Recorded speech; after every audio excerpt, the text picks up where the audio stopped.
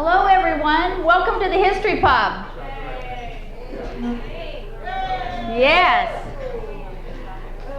So as you all know, we're in the great historically restored Burkholder Woods building that was occupied first in December of 1908. There was another brick building in this footprint, but it was torn down to build this grander, bigger version. And I want to also say that the Downtown Cottage Grove and the Cottage Grove Genealogical Society are the sponsors for this event, and we welcome you. And I'm going to tell you now what next month is, just so in case we get caught up. You've all heard of the scam of the oil well on Mount David. Next month, Steve Williamson is going to talk about that, how Cottage Grove was fleeced by Reverend Olson, but we've discovered some new information. So it might not be quite everyone was fleeced. I mean, that we can't take away.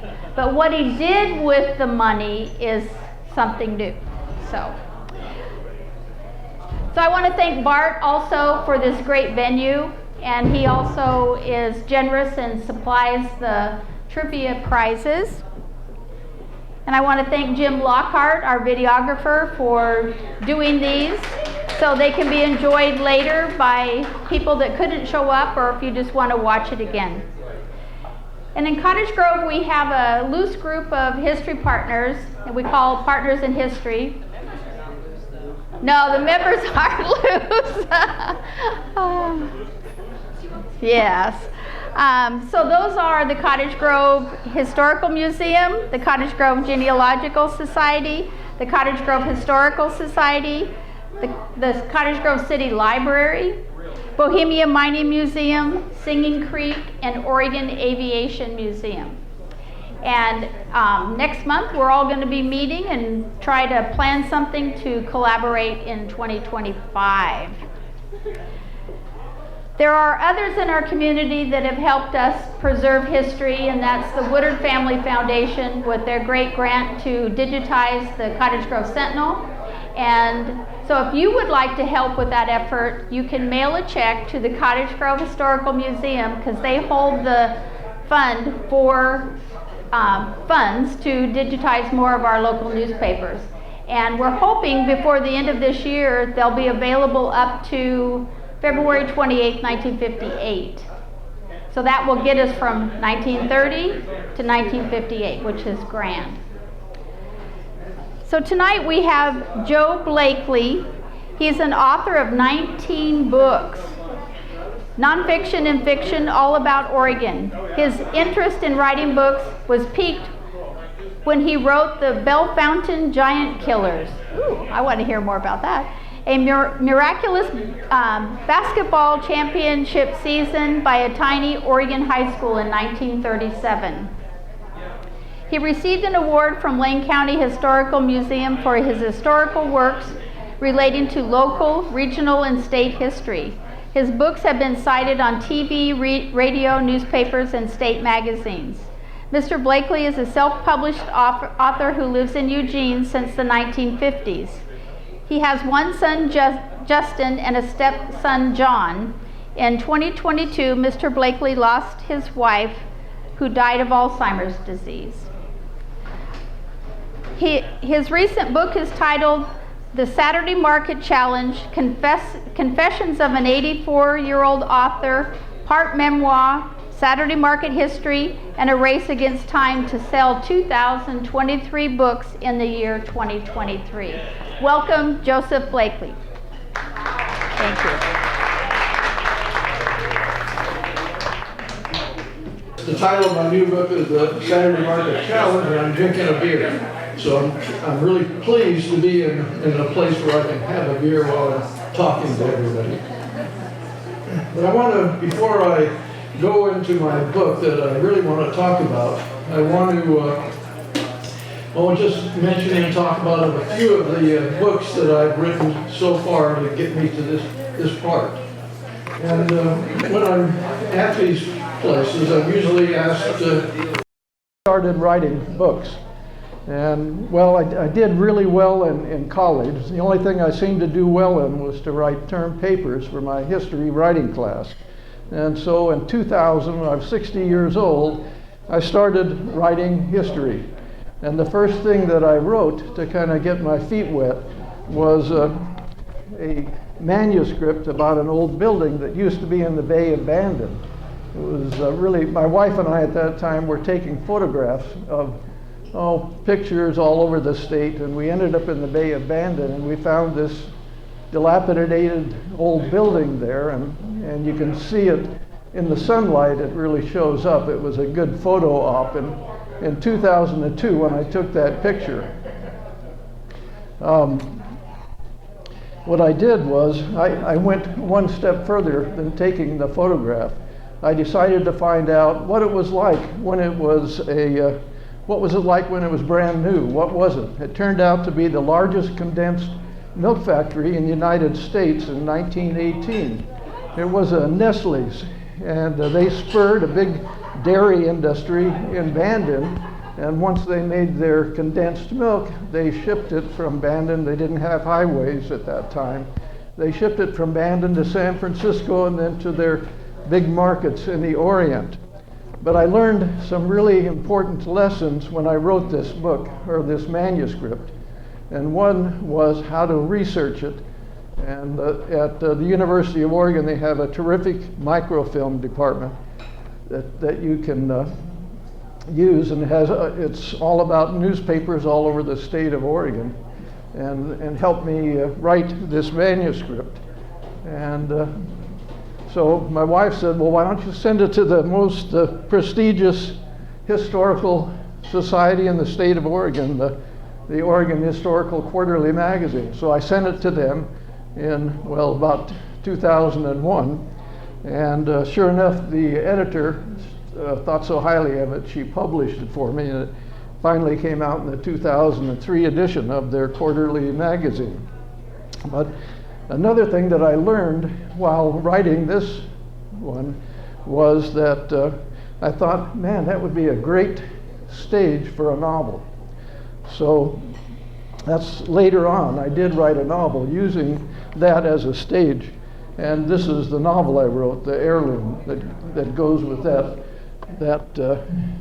piece of history. And that's basically what I have done in my writing. I'll write a history, and then I'll write a novel to go with it. My first book that I wrote was the Bellefontaine Giant Killers, the little high school that beat the biggest schools in the state of Oregon in 1937 to win the state basketball championship. And you're probably thinking of the Hoosiers when I'm mentioning this, because the Hoosiers in Indiana, they had this little team that beat the biggest schools in the state in the 1950s. Well, this happened in 1937, and there's a twist to the story. And in 1937, they had to bring the ball back to the center of the court and re-jump it after each basket. So it made it really difficult. The scores were really low, and the team with the tallest player usually won. But Bellefontaine, they were the smallest school that entered the state championships at Willamette University in Salem. And they won the B-League championship, the smallest teams in the state, and then they fell into the semifinals of the A-League, and they beat Franklin and Lincoln of Portland. And so when I'm out on the road selling this thing, I always get numerous people who will say, well, why don't you write a screenplay about it? And maybe they'll make a movie of it. And so after about 5 years of that, I did. I wrote a screenplay of it. And then I found out how difficult it is once you have a screenplay to get that on a stage or get it put into a motion picture. It's just about impossible, kind of like a 1 in a billion shot. And so anyway, I did write the screenplay, and then this guy did try to make a movie of it, and he got started on it, and it was advertised on KBAL and other TV channels.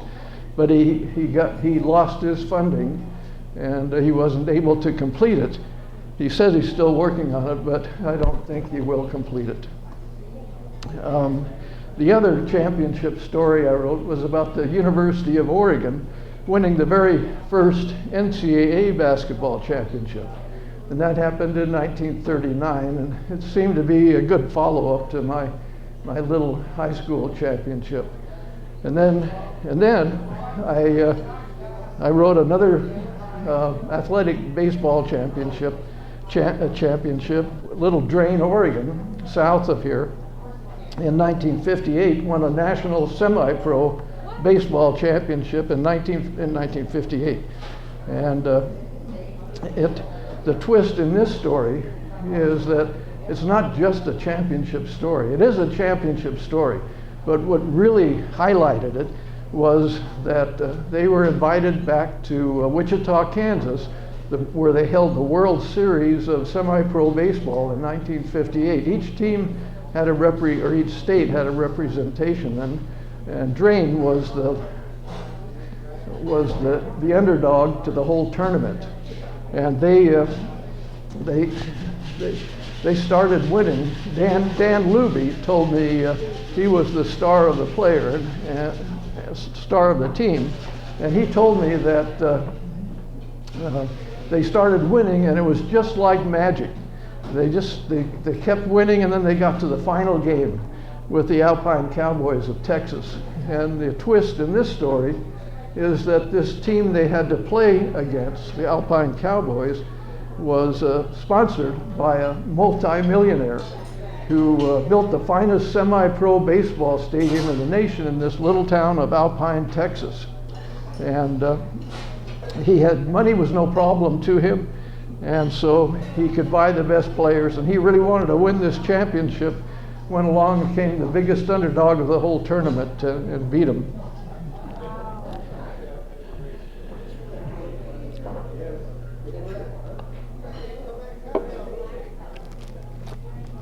One of the most popular books that I've written is Lifting Oregon Out of the Mud and Building the Oregon Coast Highway.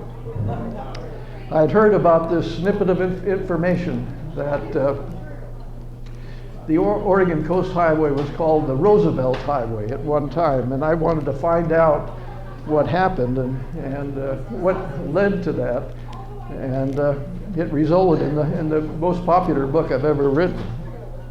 In 1919, Benjamin Jones from Lincoln County, he got the state legislators all involved in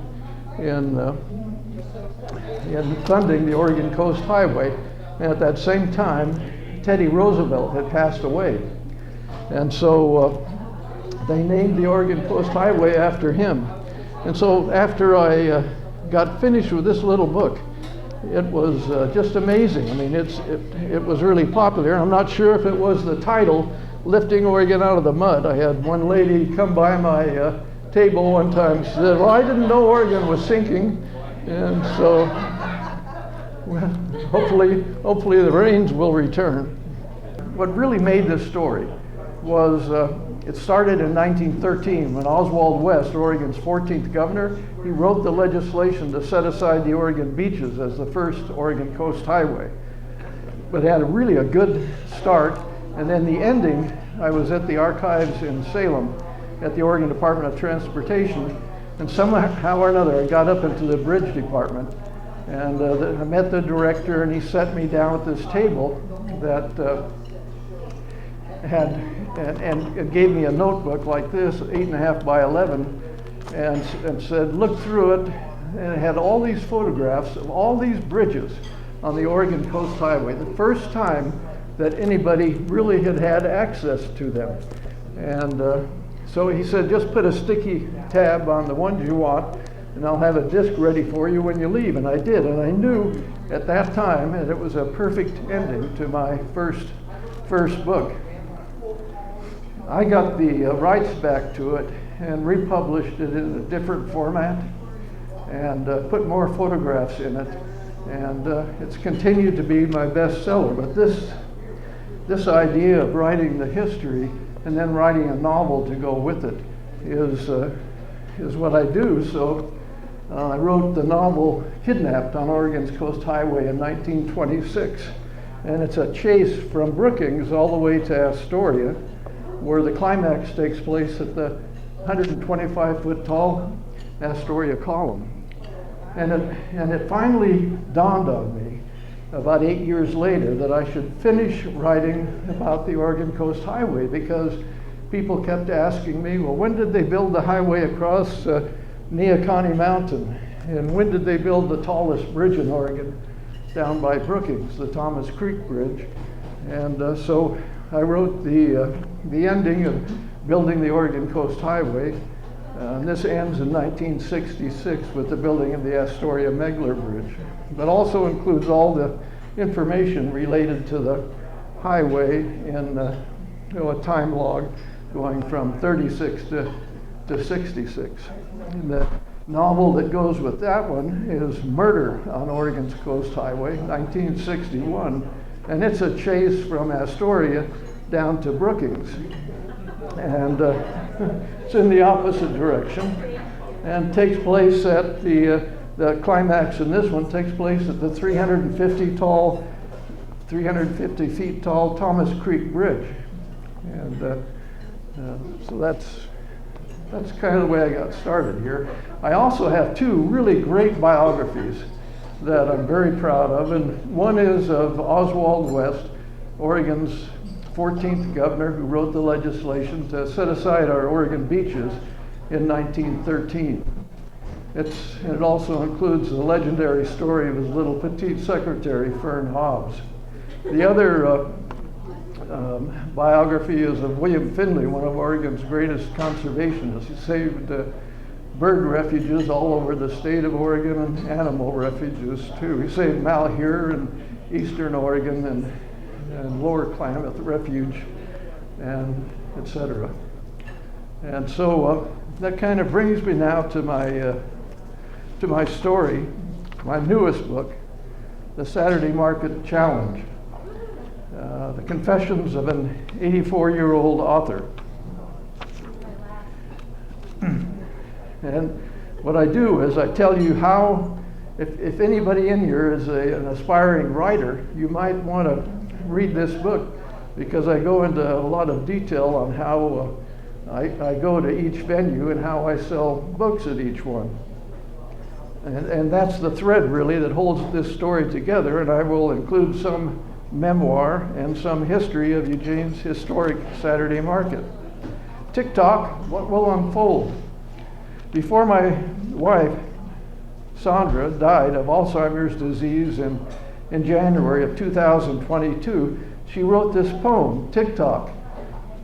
It was inspired by the novel Still Alice, written by Lisa Genova, about a lady with Alzheimer's disease. And this is the last stanza of Sandra's poem. Tick-tock, what will unfold? Or tick-tock, the clock never stops. Tick-tock, but do we morph into the unknown? Another life, another form? Who really knows? Tick-tock, the clock keeps ticking. Before my wife died of Alzheimer's disease in 2022, well,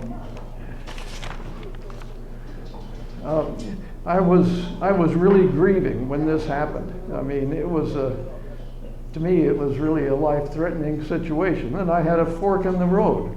I could either go on to the left fork and go, which led to certain death, or I could take the right fork and write a book and to kind of inspire myself to do something, take a challenge. So I dared myself to sell 2,023 books in the year 2023. Along the way, I discovered how important Saturday Market was to my quest and to the Eugene community. I decided to keep a diary from January to December. My first 3 months went something like this. In my hometown of Eugene, Oregon, I remembered waking up one morning at 6 a.m. Sunlight flooded into my bedroom from the southeast. I peeked south through my windows at Spencer's Butte. I loved my view. So, with the sun streaming in, I pulled my legs over to a sitting position on the edge of my bed. My brain seemed to swish back and forth like a Japanese glass fishing float rocking at sea. I've often thought that if only my brain had ballast, these dizzy spells would go away. Once my brain had settled in place, I stood up and used the age-old shuffle to walk to the kitchen for my morning coffee. Yippee! I'm still alive. I knew it wouldn't be easy considering my age and physical condition to sell 2,023 books. I'm 5 foot 10 inches tall. I used to be 6 feet. I'm 20 pounds overweight. My doctor says I'm obese.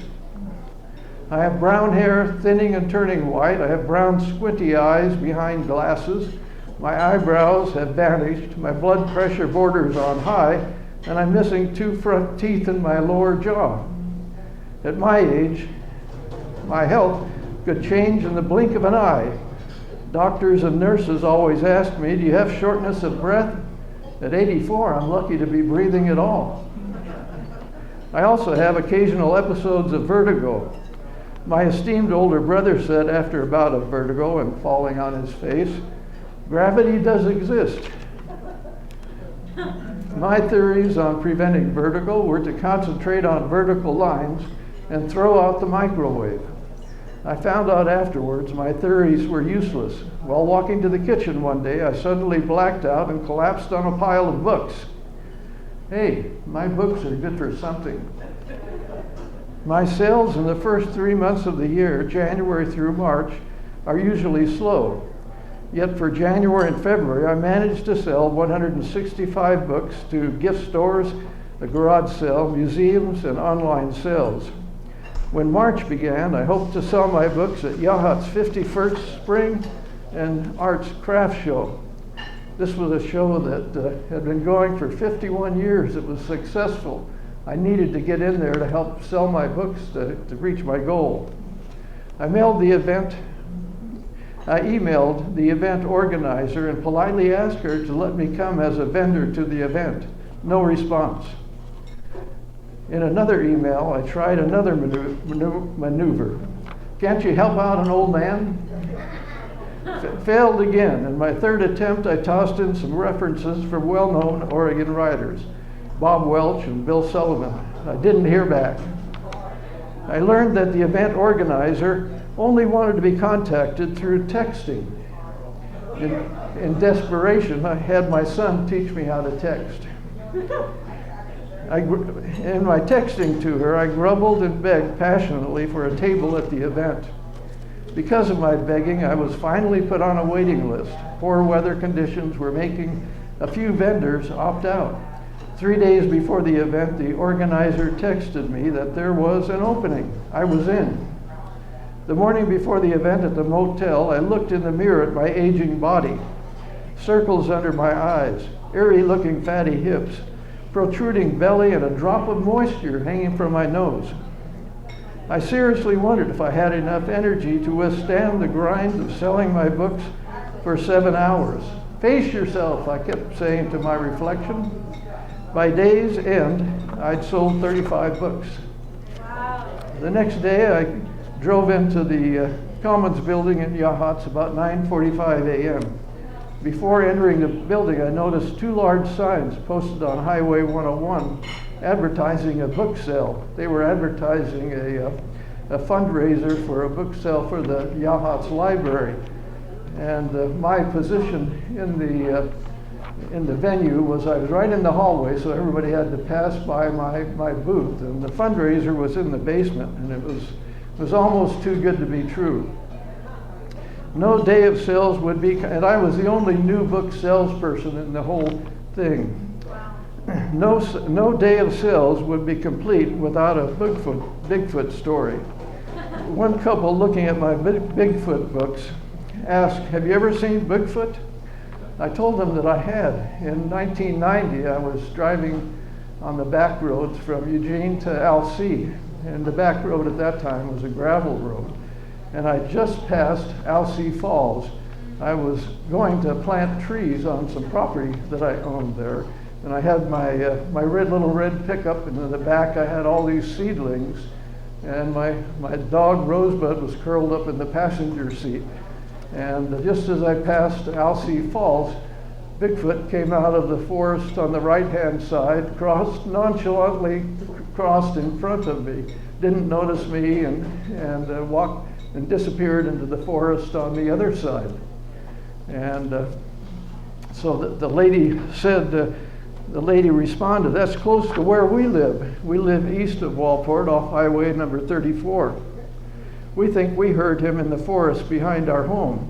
Her husband confirmed the story, claiming with a tight-lipped smile, not only heard him, I'm sure he flattened one of our oak trees. I ended the day having sold 45 books. Back at the motel, while eating my dinner on the room's balcony, I gazed at the incoming tide and reflected on my 2 days of good fortune. The sun was hovering on the horizon. My total book sales for the year now stood at 294. At this rate, I'd barely sell 1,200 books by year's end. So when April came, I had my biggest stage that I have for the whole year, and that's Eugene's Saturday Market. And Eugene's Saturday Market has a fascinating history, if you wanted to get into it. Saturday Market was the first outdoor crafts market in the state of Oregon. It was started in 1970 by Lottie Streisinger. Lottie, a Jewish lady, immigrated with her family from Germany in 1938, just before the Holocaust. She was 11 years old when her family immigrated to New York. After high school, she attended Cornell University Arts and Science School. At Cornell, she met George Streisinger. They were married the day before Lottie's graduation. They arrived in Eugene in 1960. George, along with his molecular biology cohorts, built the molecular biology department at the University of Oregon. Lottie was an acclaimed potterer, and with her creations helped fund EPIC, Eugene Peace and Information Center. Every Christmas, she'd put on a big fundraiser with other crafters to raise funds for the peace movement. By 1970, that event was so popular that she led her fellow crafters to start Saturday Market in a little alleyway off of East 10th Street. It was reported back to the city council that the market held Saturday, May 9th, 1970, demonstrated this activity can function successfully in downtown Eugene. Despite the rain and chilly temperatures, 29 craftsmen participated in Eugene's first open-air market. From this small market, the market now resides in the downtown park blocks and has grown to about 600 vendors and includes an international food court where food is made freshly outdoors, a stage for musical performances, plus buskers perform throughout on lawns and street corners. It's really a nice family outing, and it's free. Often, while selling my books there, Bill Sullivan, my editor, will join me selling his books too. One Saturday, while we were discussing my chances of reaching my goal, we both determined that it was highly unlikely. Regardless, I was hyped. I wanted to do it. Yet by the end of April, I still needed to sell 1,639 books. One of the vendors at Saturday Market that I know that always comes by my booth while I'm there is Frog. His real name is David Miller, but he writes the world's funniest joke books. And this is a copy of one of them. And if you want to see it afterwards, you're welcome to come up and thumb through it. But Frog has gained a big reputation in Eugene, and how he attained that reputation is quite really neat. When I was working for the Office of Public Safety at the University of Oregon, I noticed Frog selling his books on the corner of 13th and Kincaid Street. And he would sell them to anybody passing by, mainly the students. One of the students happened to be a law student. And so the state, or the city, had written this ordinance that you can't sell written material on the sidewalk or in front of the Oregon bookstore. And so Frog started getting cited by the police department, and he was cited about 10 times, and finally they took him to court because he offered to go to jail in lieu of the fines, but they wouldn't take him. So he went to court, and he took that one lawyer that had been buying his books just happened to be starting her practice in Eugene at that time, and she took on Frog's case pro bono, free. And so they went to the municipal court, and because Frog was selling his stuff against the Eugene ordinance, he lost. And so they then appealed to the district court, and they lost again. And then, not deterred, it seemed like the lawyers from the city of Eugene would have the last laugh on Frog. But then Frog and his lawyer took it to the appellate court in Salem. And so Frog and his lawyer drove to Salem, and Frog doesn't drive, he just rides his bicycle. And so in Salem, the appellate court there decided that the Oregon state constitution overruled the city ordinance, and Frog won the case. And so there was jubilation in Eugene, but then the shamefaced lawyers for the city of Eugene decided to go to the Oregon State Supreme Court. So they went. So that's where the case was moved. And so Frog and his lawyer drove up to Portland, and the case took place in a high school there, and they decided that they would confirm the decision that Frog was in the right. The state constitution overruled the city ordinance. So he gained a kind of a legendary status at that time, and he,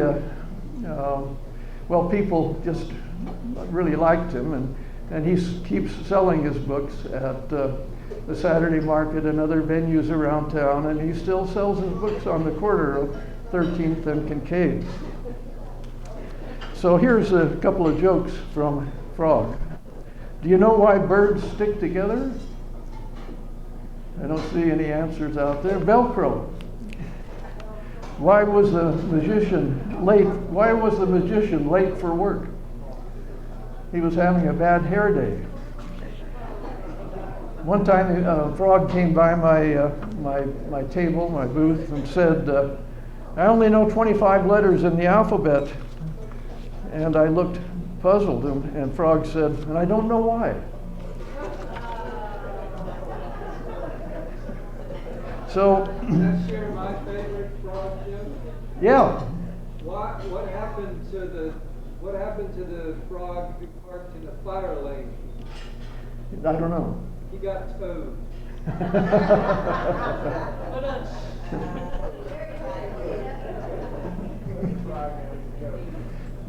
Well, anyway, after in July, I had my one big sales event was the Lane County Authors Table. And so after I'd finished that, I ended up with a total of 800 books after July. And in August, I went to the Oregon State Fair. They have an authors table there. The first year I went there, I just had my little Bell Fountain book, but I was so excited about going that I slept in my car, and I showered with the animal handlers out by the barn in the back. And so anyway, so I've been doing that for 20 years, and this year I had somehow or another got a guest room, rented a guest room at the Willamette Lutheran Retirement Community. And as part of this, I had to give a presentation on my books to their book club. So I did, and Bill Sullivan, who runs the authors table, he let me off. It's a real grueling thing, the authors table at the state fair. You sell your books for 10 hours a day for 11 days in a row. And so anyway, on a Friday morning, he let me off, and I made my presentation to this Lutheran retirement community. And Laura, who was the lady who was putting all this together, was a very organized person. and she was a retired librarian, and she was introducing the upcoming events to a council room or a committee room or a room full of people, and talking about how she was, how well all the events coming were going to be used, and then she mentioned, well, she was getting just about ready to talk about me when I was sitting next to an older guy that was, I told him that I get really nervous when I get up in front of people, and he said, well, you know, one time I had to introduce Jonas Salk, and my children had just been immunized for polio, and he said I was so moved I cried, and for some reason that kind of lifted my spirits, and I got up. I mean, it doesn't lift your spirits, but I was able to get up and make my presentation, and right away, just as soon as I started talking, this one lady that was sitting in the front row, she had hearing aids in both ears, and she said, can you get closer to the mic? Can you get closer to the mic? And so I got closer to the mic, and I had to go through this for most of the speech. And then I noticed this other guy out in the audience, his eyes were drooping and it looked like he might fall over. And so I told Janelle, Bill Sullivan's wife, this, and she said, well, one time when Bill Sullivan was giving a talk, somebody actually did fall asleep and fell out of their chair. So anyway, so I'm going through this, and then my son calls me on my cell phone, and I don't know how to turn it off at that time. So I had to let it go through the whole ringing process. And then and because everybody there was older, like me, I just said, well, it was my son, and I just don't know how to turn it off, and they just accepted it. By the time I got through, they gave me a nice applause, and they bought a lot of books from me. So by the end of August, I had reached 1,100 books. I continued to sell at Saturday Market and a high school reunion that I go to every year, and at 2M's baseball games. And in my book, I was invited to the M's games because I've written three books about baseball. And so they invited me to come and sell my books on their concourse. And so that's where this picture came from. The photographer for the Emeralds took this picture. And then on the back, on the next game, I got to throw out the first pitch of the Emeralds game.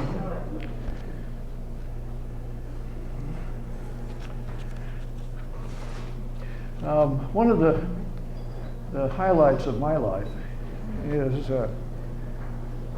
when I started at Saturday Market. After I'd been there for a few years, my son would come and help me set up. This is quite a story, I think, about my son. He was born with the umbilical cord wrapped around his neck, and it cut off oxygen to his brain. So his speech was really impaired, and his hands were kind of narrowed, or are kind of narrowed, and he walks with a funny limp. So I had the sole responsibility of raising Justin.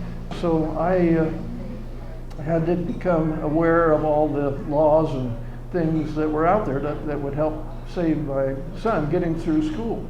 And one of the things that was happening at that time, 1980, was they called it the mainstreaming law to bring children who were handicapped with disabilities from schools that were on the outskirts of town or shoveled off from the mainstream public education. They wanted to, the ARC is a national organization, they wanted to bring the children back to put them in the regular public schools. And so when I joined the ARC, we were really talking about this. And I became their fundraiser, and then I became their president. And while I was president, I got to take Justin to a legislative committee at the state capitol where they were discussing the new law about mainstreaming. And they wanted to know from parents with disabilities how they could fund it and how it would improve the children's education. So we got in this big conference room, and the legislators were all up front in a big row, and there was a little, a rectangular table facing them with a microphone, and most of us parents signed up to give our speeches, and for some reason I signed up Justin. And so after about 3 of the speeches, Justin and I went and sat at this front table, and I gave a good speech because I was in Toastmasters at that time and very, very well prepared, and I talked for 5 or 8 minutes, whatever it was. And then I moved the microphone over to Justin, and he rambled on for probably 5 to 10 minutes. And I swear to God, you could have dropped a pin and no one would have heard it. Or it was like a museum archive. And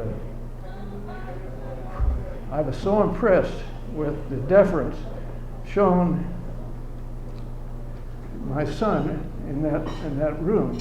And so when we got up and went to our seats, this next lady got up there, she says, boy, she pointed over to us, she said, that's a hard act to follow.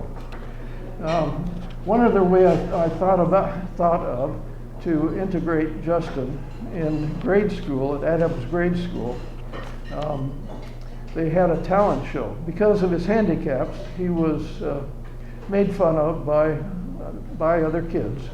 And so I had to get some way to normalize Justin. So I found, and that they were going to have a talent show. So I found 3 tricks, magic tricks. And boy, Justin took to that just like fish to water. He practiced, and he did his own pattern and everything. And then when the talent show came, he had to get up in front of the people, and I was assistant. The first 2 tricks went off really good, and the audience noticed his handicaps, so they gasped every time he completed it because it just seemed unlikely that he would. And the 3rd one, I messed it up or something, and he chased me off the stage, and he came back out and performed the trick, put it back together and performed it, and it was a success. But he went on to do magic at the Holt Center, at women's organizations. I bought him a saw, an electric saw, and with his shaky hands, he would invite a spectator to come up, and he had devised this apron with ketchup splashes all over it, and his hands were shaking, and he'd ask somebody to come up to get sawed in half, and he didn't get a lot of volunteers, but he got this one at a women's conference, and this lady comes up and he saws her in half, and he asks her to get up, and she doesn't get up, and the audience, is really concerned, and then finally he gives the magic words, and she gets up, and to the big applause, but one of the most exciting things, I think, or enjoyable things that I had to do was I also got him on a little league baseball team, and he didn't play much, but he enjoyed the comradeship of the other kids. And it came down to the last game, and his team was behind 9-0, and the first 2 players got up. One struck out, one popped up, and then the coach, having exhausting all of his players and everything, he looks over at the bench and says, "Justin, you're up." And so Justin wobbles up to the plate, and the pitcher throws the first ball, and it's a strike. And then the thing that really touched my heart was this kid, 10-year-old kid. Now, he wasn't the one that made fun of handicapped. He was on the other side. He was compassionate for people. And so he moves closer to the plate, and he pitches underhand to Justin. Justin smacks the ball down 3rd baseline and runs off towards first. And the spectators from both teams all stand up and cheer Justin as he goes and successfully makes it to first base. So by the end of November, or by the middle of November, is when the holiday market starts. And I was at 1,519 books. I still had 500 books to sell. And the holiday market is one of the best places that you can think of if you're trying to sell something, because it's the Christmas, people want to buy things, and they're more in tune to buying, well, you know, you can sell more books during the holiday market. The first holiday market in 1970 was held in that little alleyway off of East 10th Avenue. And it was a Saturday before Christmas, and they did real well. And the reason they did well was that in 1970 they were tearing up downtown Eugene and putting in a mall. And they were trying to compete with Valley River Shopping Center. And so it wasn't really a good place to go and buy gifts. And so this little market on East 10th in an alleyway, they did just great. They had to turn away vendors, and people went in there, and it was just elbow room. And then from 1971 through 1981, the market was held in the second tier of the butterfly lot in Eugene. And so those markets, those holiday markets went off really well until 1981, when there was a big recession. Businesses were closing, and people at the market weren't coming, and buyers weren't coming, and it looked pretty dismal. So the market decided to put on an extra big holiday market and spent a lot of money to make it happen. Well, it didn't happen, and they lost money there. And so going into 1982, they were trying to make up that deficit, and by March they had almost gotten out of debt. And then somebody set fire to all of their paraphernalia that they had accumulated over all these years in the parking lot, or the basement lot of the parking lot there, the butterfly lot. And so it looked really dismal at that time, and they had to do all these fundraisers to try and recoup their expenses. Well, one guy that donated a lot of money, Rob Bokich, I heard about him, and I wanted to interview him and see why he donated this money. And so I found Rob, and he met me at the mezzanine at the Market of Choice on Willamette Street there. And I was sitting at a table, and he rolled up in his wheelchair and sat across from me, and the next 2 hours were just incredible. This guy, in the 1960s, he and his sister and a friend were driving from Boise to Eugene. He was going to high school in Boise at the time. And he was in the back seat. They didn't have seat belts at that time. And he was asleep on the back seat, and his sister was in the front passenger seat, and their friend was driving. And when they got to Blue River coming west, a car going east driven by a drunk driver smashed right into them. And Rob's sister was thrown out of the windshield and died. And the driver had her legs crushed. And Rob, who was in the back seat, was thrown against the window doorknob, and the doorknob punctured his head. And he had 2 other scars that he pointed to. He showed me on his head. And somebody had the wits about them to call an ambulance, and so the ambulance came from Eugene, from Sacred Heart at that time, and picked him up, took him back to the hospital. And in the hospital, Rob lay unconscious for 3 months. And his father finally noticed that he was gurgling, trying to say something, but he couldn't say anything. And so he gave him a pad and a pencil. With his good right arm, Rob wrote, "What are all the tubes for?" And there was a tube that was giving him sustenance, and a tube taking away his waste, and a tube providing him oxygen. And what had happened in the crash was that it had paralyzed his whole left side. And but at the end of a year, he finally got out of the hospital. And with that paralyzed left side, he did an amazing thing. He took a world tour. He went to the Philippines, he went to Japan and China and Northern Europe, and came back in a year. And then he got a couple of degrees at the University of Oregon.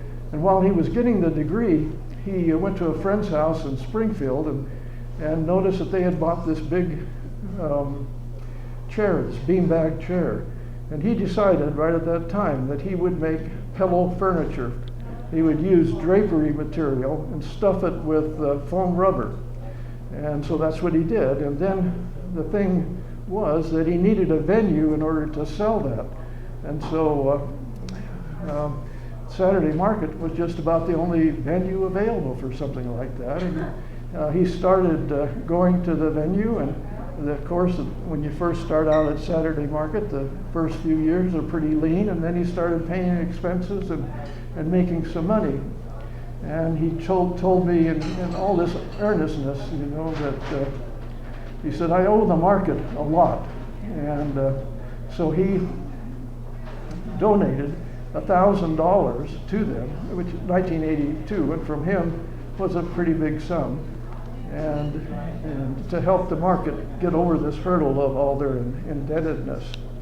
And then he went out and, after being so successful at Saturday Market, started his own furniture store, pillow furniture store on River Road, which he's been operating. Well, he operated for years and years. Now his stepson that has it. So getting back to the Saturday markets, in 1982, November of 1982, the Saturday market moved from the two tiers butterfly parking lot to the town park blocks. And that's where the holiday market took place from 1982 to 1985. And that really improved the morale, and that's where the people in the market, the original people that wanted to go in the first place, was to the park blocks. So everything, and then in 1986 they moved to the holiday market moved to the Lane County Fairgrounds. And that went fine from 1986 to 2020, when we had the pandemic, the 2020 COVID thing. So when they were shutting down, all businesses were shutting down, people weren't having Christmas get-togethers or Thanksgiving get-togethers, and there wasn't any Christmas event in Eugene at that time. And what the market did was something that was really remarkable, I think. They decided to go back to the park blocks and have the holiday market every Saturday leading up to Christmas, from middle of November through Christmas Eve. And this worked out fine, and they were able to recoup some, but I mean, it wasn't a real great success because it wasn't like the pavilion at the fairgrounds. So in 21 and 22, the market had it faced a lot of problems. They were losing staff. They had to change the market managers, and they were just having a rough time, and people really thought they were doomed. They thought I thought it wasn't going to survive, and then they did. And in January of 2023, they hired the chairperson of the board, the nine-member board, and she kind of turned things around. And by the end, in November of 2023, they had doubled their membership, and the holiday market looked as if it would be about the best one they've ever had. And so this was the stage for my final assault on trying to sell 2,023 books. And so I got up the morning of the holiday market happy that my body was still holding together. I was alive. Urination steady, only 3 times last night. Remaining teeth seemingly solid. Eyesight, yes. Bowel movements, normal. Vertigo, stabilized. Weight, heavy. Muscle cramps, minor. Sexual desires, can't be distracted. Heart palpitations, normal, blood pressure, afraid to check, brain, slow cellular disintegration affecting memory, shortness of breath, yes, and the damn cell phone is like a Rubik's Cube. 4 days before the end of the holiday market, just before closing, Carolyn Stahey came by my table. I need $10 for my book club. Would you give me a discount? 10%, I said, certainly. And then I did a quick mental check. I was 1 book short of my goal. Pathetically, I implored, could you possibly buy 1 more book? Yes, she replied. I'd done it. So I had 3 days left of the holiday market. By the end of the holiday market, I'd sold 2,212 books. Not bad for thank you. Not bad for an 84-year-old guy. For anybody. Yeah, or for anybody. And but make no mistake.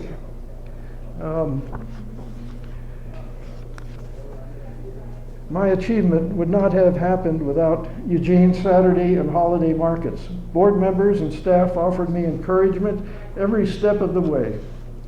The Saturday Market Board of Directors and its managers have steered the market through lean and good years. It's a miracle the market still exists. Nonprofits crashed during the COVID. While other businesses and nonprofits crashed during the COVID years, Saturday Market survived. Sometimes I get the feeling that Saturday Market is an underrated phenomenon. I know that I took the market for granted when I first started 20 years ago. Market managers, in league with the 9-member voluntary board of directors, have overcome many hardships in order to provide me with space where I can promote my books. Now I respectfully applaud their dedication. Through the years, literally thousands of people have passed by my booth and seen my books on display, and thousands have bought them. There is absolutely no other way I would have been able to display and sell them like I have had it not been for Saturday Market. The cost for me to have this opportunity is minimal. I get instant feedback from readers. I get to talk with my customers. I get to be around other crafters who make their own wares, pottery, jewelry, leathercraft, sculpture, pottery, and heck, just some crackpot invention. I'm inspired by these folks. Now, after months of researching the market's history, I'm awestruck and indebted. I'm glad I'm a vendor for a nonprofit corporation run by a board of directors who not only direct, but serve. They actually served in those down times without being paid. When the staff had quit, they would replace them.